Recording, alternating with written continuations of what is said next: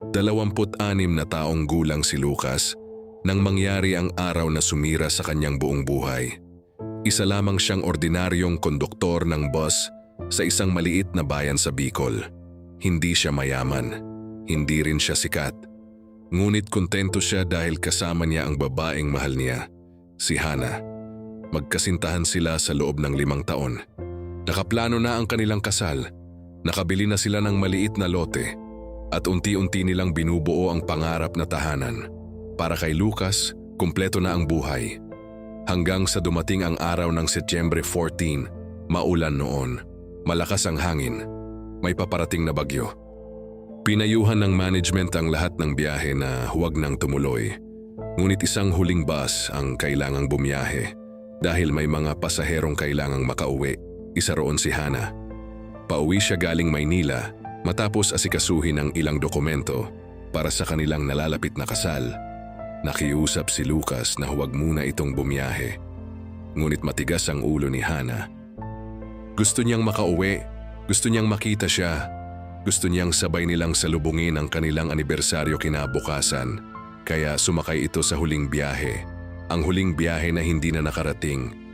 Bandang 11:00 ng gabi, habang bumabayo ang ulan, nawalan ng kontrol ang bus sa isang kurbadang bahagi ng highway. Dumausdos ito pababa sa bangin.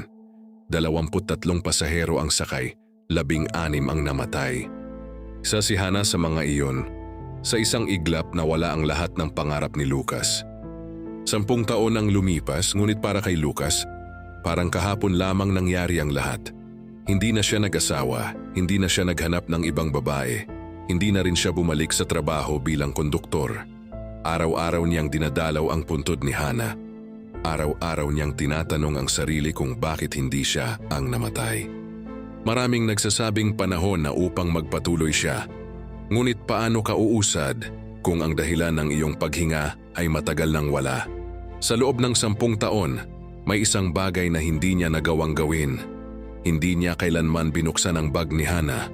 Ito ang bag na natagpuan ng rescue team matapos ang aksidente. Nakatago lamang ito sa aparador. Hindi niya kayang hawakan, hindi niya kayang buksan. Pakiramdam niya ay kapag ginawa niya iyon, tuluyan nang mawawala ang natitira sa alaala nito. Ngunit isang gabi ng malakas na ulan, nagpasya siyang harapin ang nakaraan. At iyon ang naging simula ng isang katotohanang mas masakit pa kaysa sa kamatayan. Sa loob ng bag ay may mga damit, mga resibo, mga lumang litrato, at isang dilaw na sobre nakapangalan iyon kay Lucas. Hindi niya alam kung bakit hindi niya iyon napansin noon. Nanginginig ang kanyang mga kamay habang binubuksan ito.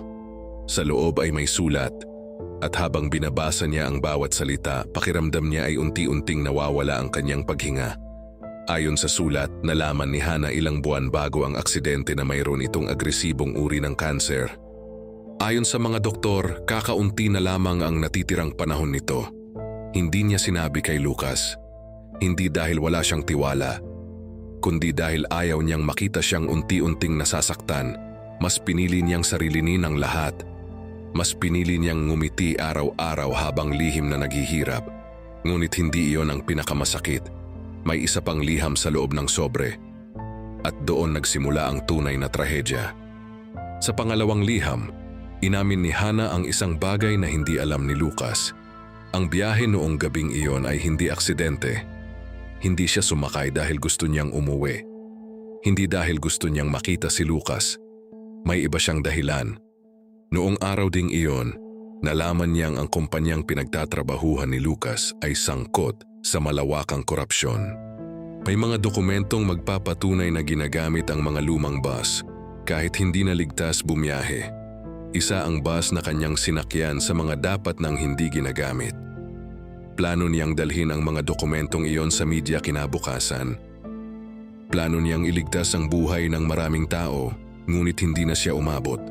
Namatay siya kasama ng mga ebidensyang dala niya, at matapos ang 10 taon, natuklasan ni Lucas na may nakatagong compartment sa bag. Sa loob nito ay ang mga dokumentong matagal nang hinahanap ng mga awtoridad. Nang isumiti ni Lucas ang mga dokumento, muling binuksan ang kaso ng aksidente. At doon lumabas ang katotohanang hindi niya kailanman inaasahan. Ang bus pala ay hindi nawalan ng preno, hindi rin dahil sa bagyo, hindi rin aksidente. May taong sadyang nagpakialam sa sasakyan bago ito bumiyahe. May taong gustong patahimikin si Hana. Ngunit ang mas nakakagulat, ang taong nagbigay ng utos ay ang sariling ama ni Lucas. Isa pala itong mataas na opisyal ng kumpanya noong panahong iyon. Alam nito ang tungkol sa mga dokumento. Alam nitong hawak iyon ni Hana. At para maprotektahan ang negosyo, pinili nitong patahimikin ito habang buhay. Nang marinig iyon ni Lucas, parang muling namatay ang isang bahagi ng kanyang pagkatao. Buong buhay niyang inisip na biktima lamang sila ng kapalaran. Ngunit ang totoo, ang taong nagpalaki sa kanya ang dahilan kung bakit nawala ang babaeng pinakamamahal niya. Pagkalipas ng 1 taon, nakulong ang mga taong responsable sa trahedya. Naisara ang kaso. Nakuha ng mga pamilya ng mga biktima ang hustisyang matagal nilang hinihintay. Ngunit para kay Lucas, walang hustisyang makakabawi sa 10 taong nawala. Walang hustisyang makakabura sa mga gabing umiiyak siyang mag-isa. Walang hustisyang makakapagbalik kay Hana. Sa huling pagkakataon, bumalik siya sa lugar ng aksidente, doon sa gilid ng bangin kung saan nagtapos ang lahat.